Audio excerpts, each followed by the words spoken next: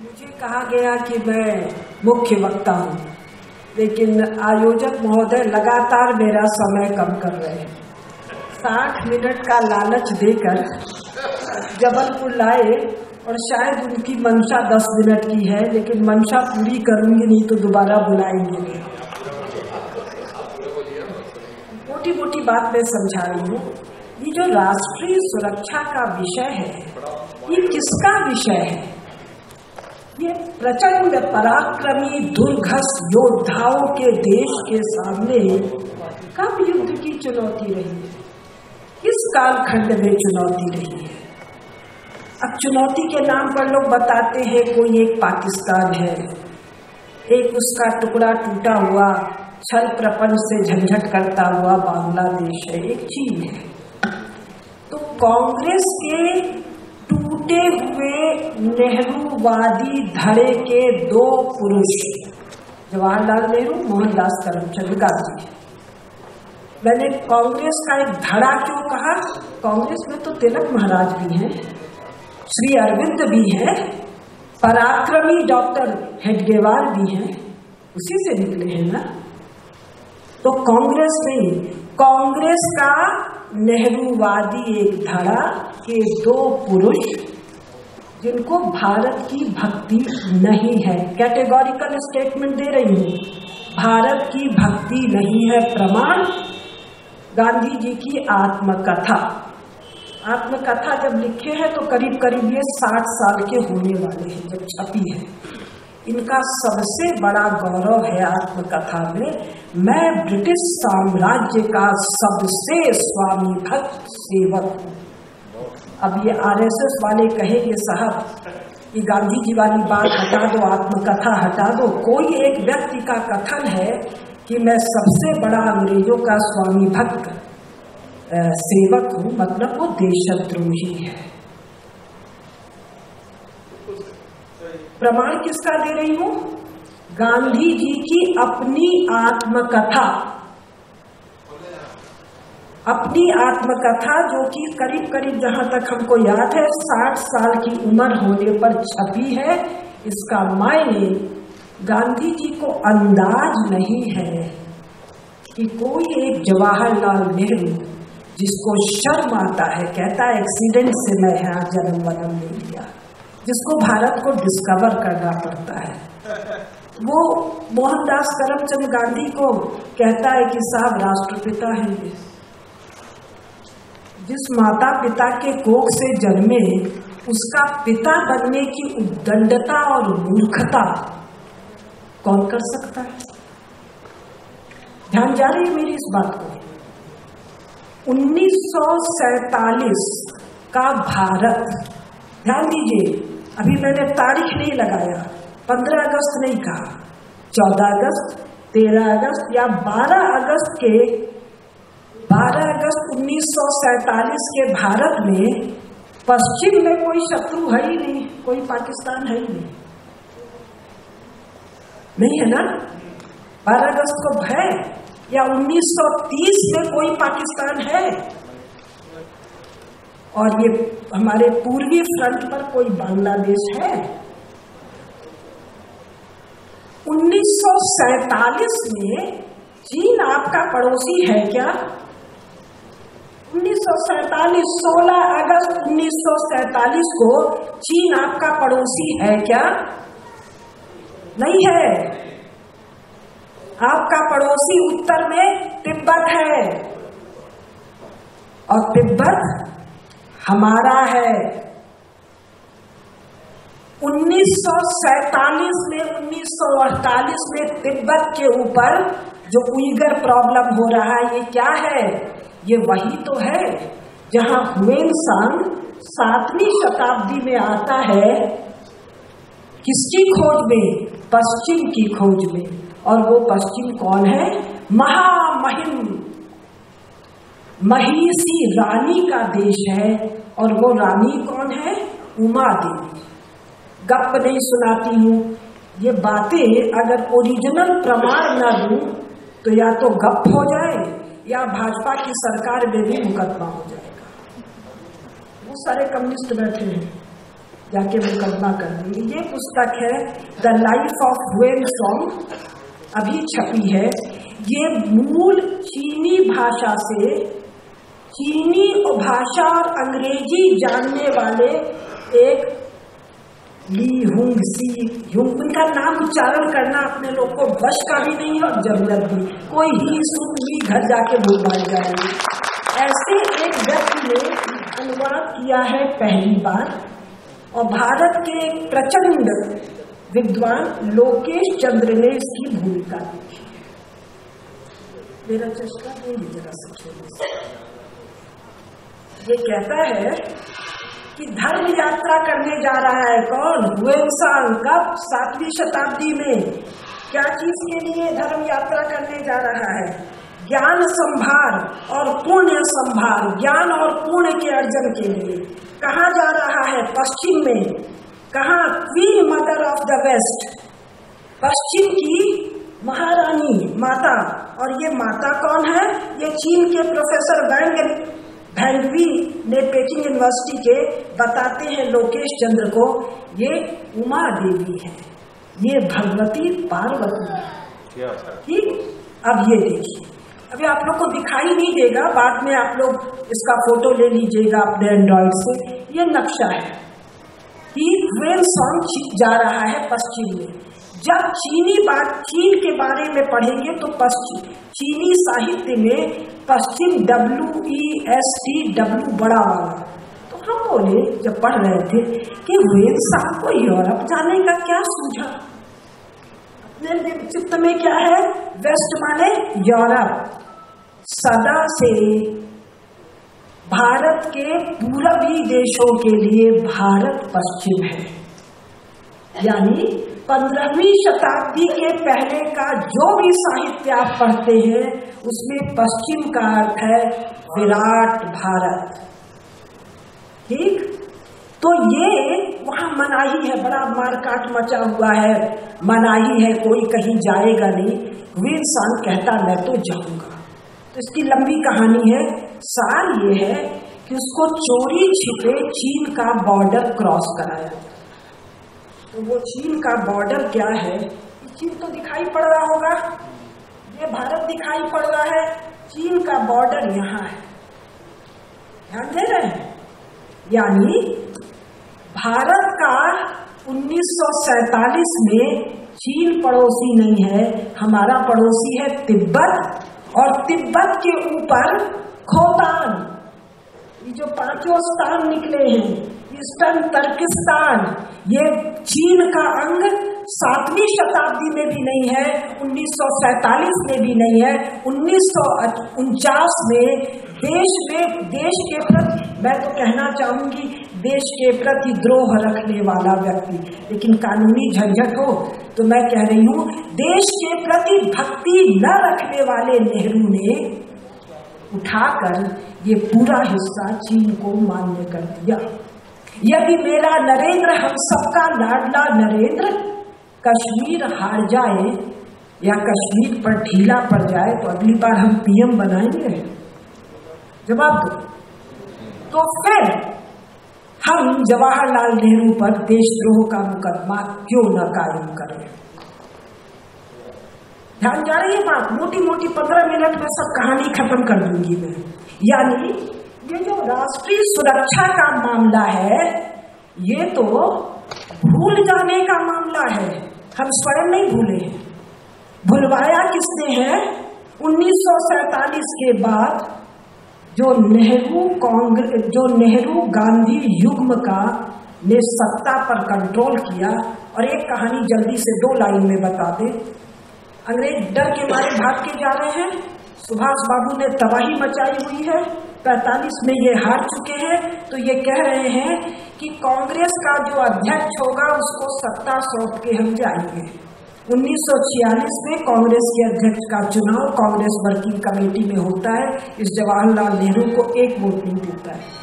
यानी ये स्वयं कांग्रेस में अत्यंत अलोकप्रिय है। हमारा नरेंद्र भाजपा तो छोड़ो, देश में कितना लोकप्रिय है।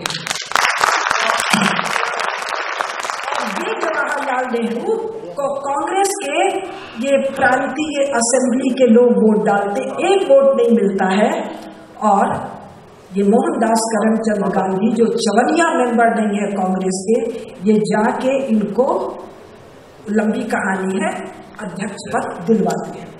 एक दूसरा, ये जिन्ना सर पटक के मर जाता, ये माउंटबेटन सर पटक के मर जाता, ये पाकिस्तान नहीं खड़ा होता। फिर अगर ये नेहरू गांधी नहीं होते, क्यों? अगर कांग्रेस वर्किंग कमेटी मान्य नहीं करेगी तो देश का विभाजन नहीं, राज्यों का विभाजन नहीं होगा। राज्यों का प्रशासनिक विभाजन, जैसे मध्य प्रदेश से छत्तीसगढ़ अलग होना, ये क्या है? Administrative division for governance. बात साफ हो गई? तो ये एडमिनिस्ट्रेटिव डिवीजन भी नहीं होता क्योंकि कांग्रेस वर्किंग कमेटी ने सर्वसम्मत से कहा देश का विभाजन नहीं होगा। फिर ये गांधी जाते हैं या जाता है, अगर मॉडर्न होके, मेरा वेशभूषा भी मॉडर्न है, अंग्रेजी भी उनके बीच में अच्छी बोल लेती हूँ, तो ये तो जी भी करते नहीं है, जाते हैं कहते नहीं है। तो ये गांधी जाता है कांग्रेस वर्किंग कमेटी में और कहता है कि इसको, इस प्रस्ताव को वापस लो, देश के विभाजन का प्रस्ताव पास करो। तो हमारे राष्ट्रीय सुरक्षा यानी हमारे शत्रु पड़ोसी खड़े करने का काम 1947 में पहली बार हुआ है। एक तथ्य चित्त में बैठ गया। हाँ, अब दूसरा ये देखिए, ये नेशनल ज्योग्राफिक का एटलस ऑफ चाइना है। नेशनल ज्योग्राफिक का आता है ना टीवी पर, इस पर कोई बहस नहीं है। मान लेंगे कि यूरोपीय अमेरिकी लोगों ने छापा है तो सही है। ये चीन है, आप लोग को दिखाई नहीं पड़ेगा, शायद फोटो ले लीजिएगा। चीन कुल इतना, कब से? 50,000 साल या लाखों साल या करोड़ों साल। स्वामी रामदेव जी अपने लोग संकल्प लेते हैं ना, कौन सा युग, कौन सा मनवंतर, क्या करोड़ों साल से ये धरती माता है, इस पर उस भूभाग में भी आदमी होंगे। लेकिन चीन के पास 300 BC के पहले का एक सिंगल किताब इतिहास का नहीं है। तो चीन का पुराना इतिहास किस आधार पे कहते हैं? कुछ हड्डियां मिली हैं, किसकी? कछुए की। कछुए की हड्डियों पर कुछ लिखा हुआ नाम मिला है, जिसको पढ़ना चीनी को भी नहीं आता है, यूरोपी को आने का सवाल नहीं है। उन हड्डियों के आधार पर ये चीन का इतिहास लिखते हैं। आपके पास तो महाभारत धरा हुआ है, 5000 साल पुराना, 1 लाख श्लोक का, और 3 करोड़, ध्यान दीजिएगा, 3 करोड़ यानी 30 मिलियन मैन्युस्क्रिप्ट्स जलाने, कटाने, नष्ट होने के बाद भारत की 3 करोड़ मैन्युस्क्रिप्ट आज की तारीख में है। ये डाटा है जो मैं आपको दे दूं। तो चीन तो इतना सा है। चीन अपने इतिहास में, जिसको चीन नहीं कहता, चीन तो पता है ना, नाम भी इसका नहीं है। इसको चीन नाम भारतीयों ने दिया, चिड़ देश। महाभारत में इसके लिए नाम आता है चिन। और ये हमारा एक वैसे ही प्रदेश है जैसे अरुणाचल प्रदेश है, या जैसे छत्तीसगढ़ है, या मध्य प्रदेश है। महाराज युधिष्ठिर की राजसूय के समय वहां से भी ट्रिब्यूट आता है, और ट्रिब्यूट हरदम टैक्स पेइंग स्टेट से ही आता है। ये पॉलिटिकल इकोनॉमी का सिंपल सा बात है।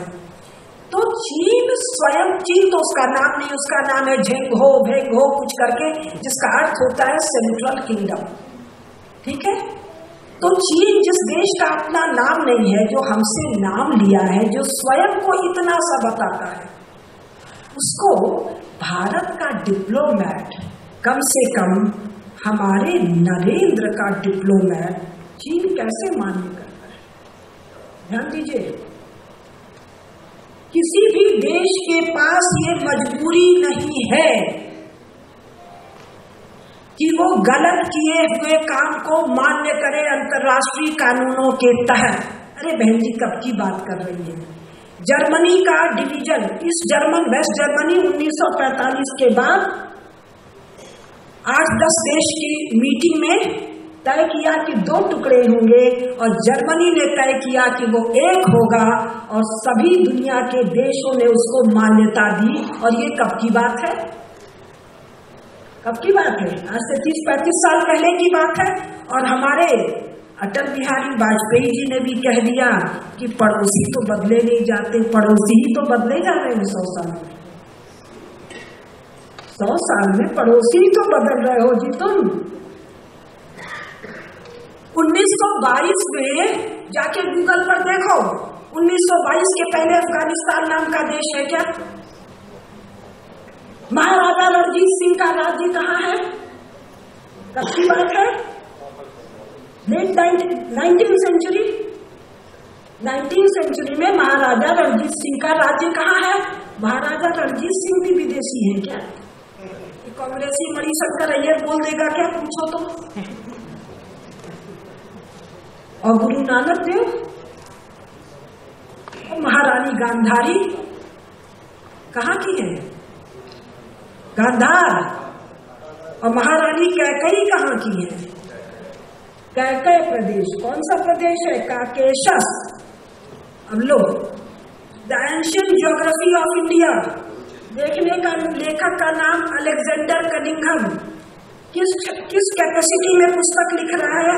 ये पुस्तक छपी है 1871 में और ये लिख रहा है as major general royal engineer Bengal retired. इसने दिया है, जहां तक मुझे ध्यान है, कहीं और मैंने देखा है। ये सर्वेयर जनरल भारत में जो अंग्रेज लोग शासन कर रहे हैं उनके चीफ सर्वेयर जनरल की हैसियत से लिख रहा है।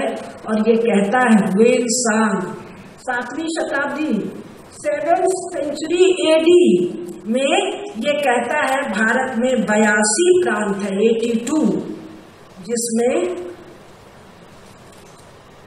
ये पेज 11 पर बोल रही हूँ, जिसमें पर्शिया और सीलोन, श्रीलंका और पर्शिया भारत के प्रांत हैं। कब? 1871। कौन? अंग्रेज का आदमी। ठीक। और आगे तक आ गए।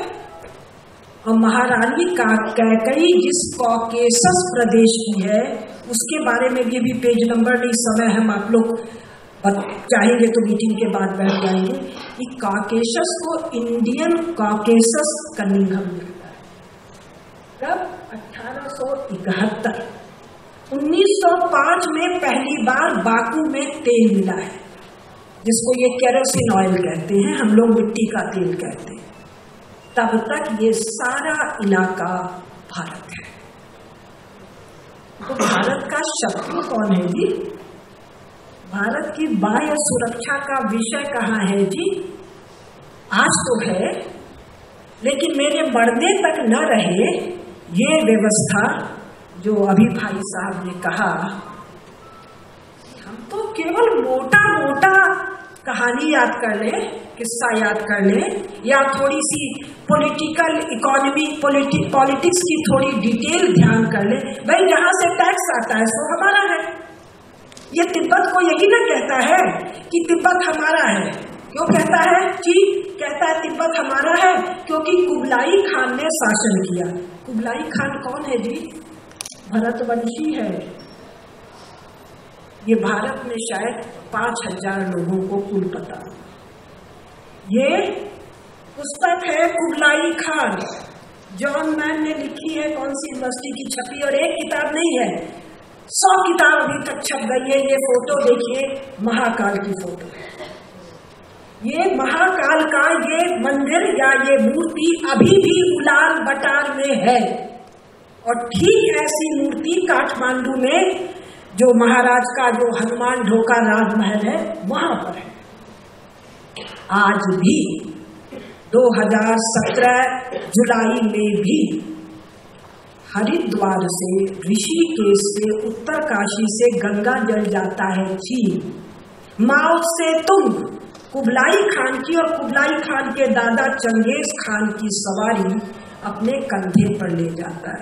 नरेंद्र को तो छोड़ो, जवाहरलाल नेहरू में भी दम था क्या औरंगजेब की पालकी कंधे पर ले जाने का? देखिए, मैं जो साइकोलॉजी की बात भाई साहब ने कही उसको मैं हाईलाइट कर रही हूँ। जवाहरलाल नेहरू भी, इंदिरा गांधी भी, ज्योति बसु भी, औरंगजेब की कोई मान लो उसका फोटो रख के सवारी निकाले तो अपने कंधे पर नहीं ले जाएगा, लेकिन माओ से तुंग, चंगेज खान का जब 700 साल पूरा होता है, चंगेज खान चीन को गुलाम बना के रखा है और कहता है लाखों लोगों को मार दो, क्यों? ये खेती करते हैं, मेरे घोड़ों को दौड़ने में दिक्कत होती है, धान का खेत में पानी होता है, कीचड़ होता है, घोड़े के खुर को सरपट दौड़ने के लिए मजबूत मोटी धरती चाहिए। लाखों लोगों का कत्ल हुआ है चीन में, और चीन तो भारतवंशियों का हजारों साल से गुलाम है, ये चीन खुद कहता है। अब ये बात कहां से बहन जी आप बता रही हैं? चीन अपना एक ग्रेट वॉल बताता है ना कि कोई दीवार है हमारे पास, और ये भी कहता है ना दीवार हमने बनाया क्यों? दीवार जो पेकिंग के पास से दीवार जाती है, ये दीवार बनाया हमने, उत्तर से आक्रमणकारी आते हैं उनसे बचने के लिए। ये आक्रमणकारी कौन है? ये हूण है, मंगोल है, शक है। अब बहन जी ये हूण कौन है? महर्षि वशिष्ठ के आश्रम में नंदिनी की कथा पता है? एक राजा आए, चक्रवर्ती राजा, दो कथा, एक में राजा आए, एक में विश्वामित्र जी आए। तो वशिष्ठ जी ने उनका बड़ा सेवा सत्कार किया, तो उन्होंने कहा कि अरे आपने कैसे किया? बोले ये कामधेनु की पुत्री नंदिनी है, इनकी कृपा से जो चाहो मिल जाता है। बोले मैं ले जाता हूँ। तो उन्होंने कहा नहीं भाई, ये ऋषि तपोवन के काम आएगी। जबरदस्ती ले जाने लगे। नंदिनी चित्कारी, रक्षा करो। महर्षि वशिष्ठ हाथ जोड़ के बोले माता अपना रक्षा स्वयं कर लो। फुफकारी, ऐसा ही कोई फुफकार जो यहाँ वो युद्ध कला दिखाई गई थी ना, नथनों से, रोम से, मुख से, कान से, आंख से जो सैनिक पैदा हुए वो हूण थे, शक थे, दर्द थे, Pahlavi, Shah Reza Pahlavi, Iran का शाह। ये कथा जरा सा रामायण में है और महाभारत में है शायद। तो ये कौन है इस पूरे इलाके में? और ये किसकी पूजा करते हैं? ये इंद्र की पूजा करते हैं, देवराज इंद्र की। ये 10 प्रहर धारणी दुर्गा की पूजा करते हैं। मुझे कैसे पता चला? सपना भी नहीं आया, चंगेज खान भी आकर हमको नहीं बता गए। इसी तरह छपी हुई किताबों में पढ़ा, 1956 से लेकर 60, 66, 68 तक फ्रेंच, रशियन, जापानीज, चाइनीज, 4 और एक कोई और है, 5 देशों के दलों ने इस इलाके में जो खुदाई की, तो खुदाई में जो मूर्तियां निकली, जो भित्ति चित्र निकले, वो ऐसे जो अजंता के भित्ति चित्र हैं, वैसे ही वहां जो गंगा जी के अवतरण के भित्ति चित्र मिले, तांडव करते हुए नटराज शिव के भित्ति चित्र मिले, मूर्तियां मिली। और संस्कृत के एक स्थान पर बालू के नीचे 18,000 पुस्तकें मिली जो भारत से लुप्त हो गई। कब? इसी 20वीं शताब्दी में, second half of the 20th century. ठीक, तो अब चाहिए और 5 मिनट और ले लेती हूँ, 1-2 चीज और कह देती हूँ, 1-2 चीज और जान लीजिए। अब ये चीन का गाना बजाना कब शुरू हुआ? चीन तो अफीमचियों का जगह था ना, यूरोप केवल भारत की खोज में निकला था ना। यूरोप के हर देश में ईस्ट इंडिया कंपनी बनी थी, स्पेन में, पोर्चुगाल में, इंग्लैंड में, फ्रांस में, डच में, लेकिन कहीं भी ईस्ट चाइना कंपनी नहीं बनी थी। देख लो, उठा गूगल पर जाके देख लो। वो सब तो इसको कैथे बैठे कुछ बुलाते थे। मार्को पोलो जो चिट्ठी लेके गया है इसी कुबलाई खान के पास, तो उसको भारत का राजा बताया है। कुबलाई खान एवं भारत के अन्य राजाओं के नाम से 14वीं 15वीं शताब्दी में के जो नक्शे मिले हैं 19वीं शताब्दी के यूरोप में, इस पूरे इलाके को भारत कहते हैं। तो जब 1917 में सोवियत रूस में ये कम्युनिस्ट आए कि इन कम्युनिस्टों को मित्रों की जरूरत थी, एलाइज की। एलाइज समझ रहे हैं? Non allied movement. तो सबको एलाइज की जरूरत थी। इनको एक टुच्चा एलाई भी पूरे एशिया में नहीं मिला। टुच्चा इतना बड़ा देश भी इनको नहीं मिला। इनको मिला चीन में तिरस्कृत बहिष्कृत केजरीवाल की हैसियत का भी नहीं एक माओ से। अन्ना हजारे के पहले के केजरीवाल की जितनी हैसियत भी इस माओ से तुम की चीन के कम्युनिस्ट पार्टी में नहीं थी। और चीन के में कम्युनिस्ट पार्टी की हैसियत ये 14 में शायद या 13 में इलेक्शन जीता है केजरीवाल। 2011 में या 12 में जो ये आम आदमी पार्टी की हैसियत थी, वो हैसियत भी चीन के कम्युनिस्ट पार्टी की।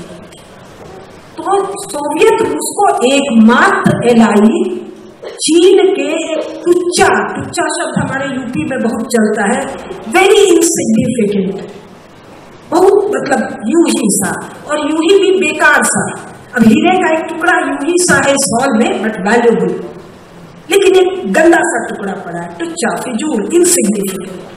तो इनको एक टुच्चा सा एलाई मिलता है चीन में और कहीं नहीं मिलता है।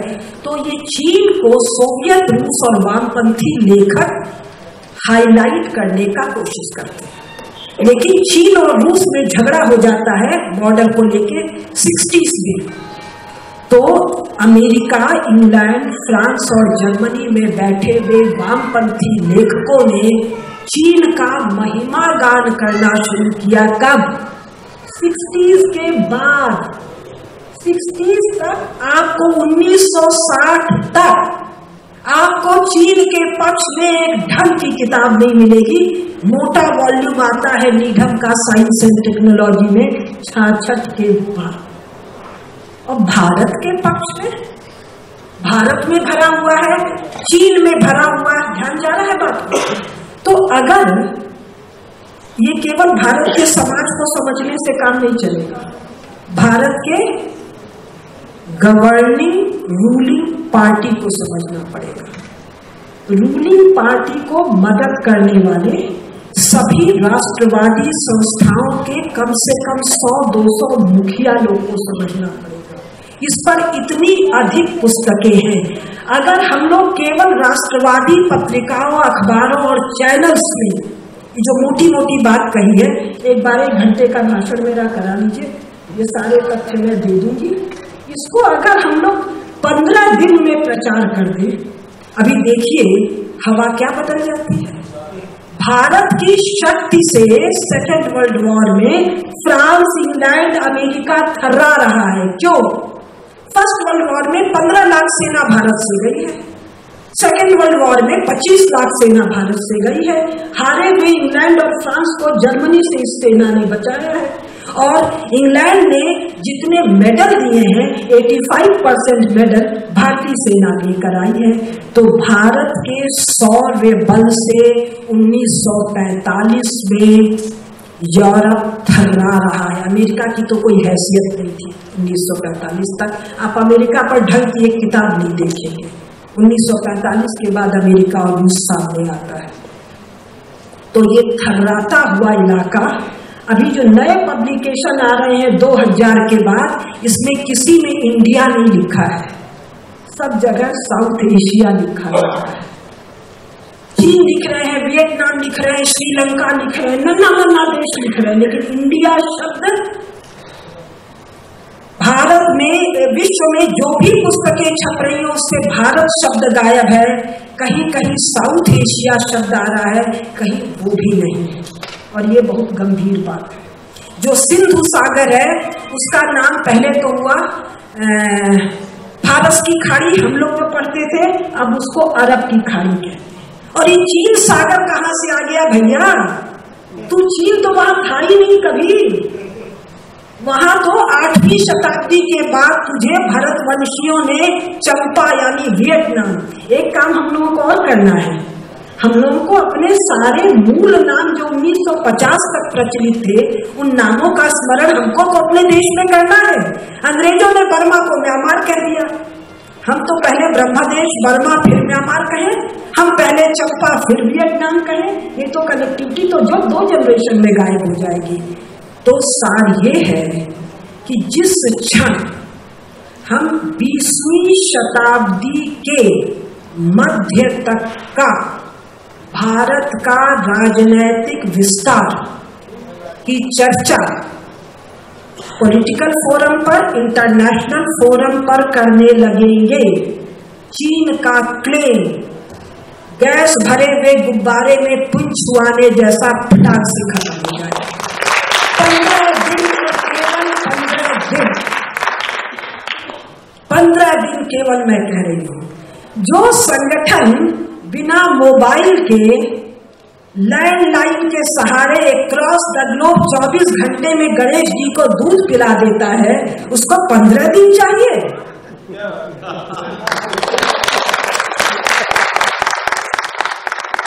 यहां वो सब जो बकबक करते रहे, जितनी भी इंटरनेशनल इंटेलिजेंस एजेंसीज है, इंटेलिजेंस मतलब ये KGB, CIA, मोसाद टाइप जो है एजेंसीज है, ये इसको RSS का संगठन बल दुनिया को दिखाना अपने सीक्रेट डॉक्यूमेंट्स में। मैं तो 15 दिन इसलिए कह रही हूं कि बात जचने में 14 दिन लगेगी, 15वें दिन और फिर मेरा नरेंद्र केवल 15 अगस्त 1947 के बाद का नरेंद्र होगा, या हम उसका राज्याभिषेक राजसूय यज्ञ के बाद भारत के चक्रवर्ती सम्राट के रूप में नहीं करना। क्या एक नरेंद्र संपत्ति चलाने की स्थिति में आज नहीं है? बताइए, अमेरिका के ट्विन टावर पर जब बम गिरता है तो यूनाइटेड स्टेट्स ऑफ अमेरिका संयुक्त युद्धाभ्यास करने किसके पास आता है? भारत के पास। कौन सा भारत? जिसकी छाती पर कांग्रेस का नेहरूवादी धड़ा बैठा हुआ था, जो उनका हाथ बांध रखा था प्रकाश सिंह का, पता नहीं कितने प्रकाश सिंह का। यही डोभाल आज अचानक नहीं जन्मे हैं, ये डोभाल पिछले 50 साल से भारत में है। लेकिन एक कृष्ण चाहिए, एक अर्जुन चाहिए, तब महाभारत संपन्न होता है। सेनाएं तो थी, राजा तो थे ही, ये बात ध्यान में आ रही है। इसके बावजूद भारत से संयुक्त युद्धाभ्यास अमेरिका क्यों करता है? कि भारत दुनिया का सबसे बड़ा लड़ाका देश है। पंकज जी कहते हैं लड़ाका मत कहो, योद्धा कहा करो। योद्धा देश है, पराक्रमी देश है। क्यों भाई, लड़ाई शब्द में क्या दिक्कत है? आप लोग तो बड़े लोक भाषा वाले लोग हो। देशज भाषा तो देशज भाषा में तो यही कहते हैं ना, बड़की लड़वैया थी वो लड़ैया थी। कौन सी रानी? लड़ैया रानी है ना, खूब लड़ी मर्दानी। वो तो दुनिया का सबसे बड़ा योद्धा समाज भारत है। इंग्लैंड के एक रिपोर्ट के अनुसार 20% एडल्ट मेल पॉपुलेशन भारत का 1947 तक आयुध जीवी था, या तो सेना में था, या सशस्त्र बल पर था, या पार्ट टाइम आयुध जीवी। बुद्धिजीवी तो अब कैसे कैसे बुद्धि नहीं, गोबर जीवी उनको कहना चाहिए, एक नया नाम का कहा कि जो गोबर जीवियों को भी बुला लेंगे तो भारत दुनिया का सबसे बड़ा योद्धा समाज है। आप लोग तो गणेश जी को भी नहीं छोड़ते हो, उनको गणपति बना देते हो। शिव पार्वती विवाह इसलिए करते हो कि जो बच्चा होगा कार्तिकेय, वो जिससे सारे देवता हार गए उसको मारेगा। ये सब अंग्रेज कहते मर गए कि महिला बड़ी कोमल है, एक्सेट्रा एक्सेट्रा। लेकिन महाचंडिका के बिना तो भारतीयों के पेट में दाना नहीं पचता है। 64 योगिनी आज ही देख के आए हैं, बताया गया 64 योगिनी देश भर डाकिनी शाकिनी करता है ना। और हमारे यहाँ बुढ़े भी चैन से नहीं बैठे। महाभारत युद्ध में सारे पराक्रमी योद्धा 70, 80, 90, 100, 125। हमारे यहाँ तो लड़ने के लिए सर की भी जरूरत नहीं है, सर कट के गिर गया कबंध लड़ लेता है। क्यों? अलाव दल की है ना कि नहीं है? मेरे को तो बोलना नहीं आएगा। आल्हा उदल जो सुनाया जाता है यहाँ वह है ना। और अपने राजस्थान में हमारे जहाँ की मैं हूँ, वहां पर एक पूरा का पूरा वंश है जिसका नाम ही है, उसकी खासियत क्या है, सर नहीं है तो नहीं है, 150 तो बिना सर के ही मार देंगे। ये दुनिया का सबसे दुर्घस पराक्रमी वीर योद्धा लड़ाका समाज है। भारत में बीभत्स रस की कल्पना केवल रक्त को पीती हुई अट्टहास करती हुई भगवती काली केवल यही है। तो हमको तो केवल ये बताने की जरूरत है, बच्चे लोग तुम हमारे शिष्य हो, तुम यहाँ जरा कपिल वस्तु में, कुशीनगर में, सांची में आया वया करो, मत्था वत्था टेका करो। सब जाते हैं ना अपने यहाँ से आराम भर करने। हमको चीन को बताने की जरूरत है कि तू तो बेटा हुए इंसान तेरे को बताता था कि भारत वाले एक पत्थर का शहद बना रखे, चीनी को स्टोन हनी। ये जो एक चीज और बता दें,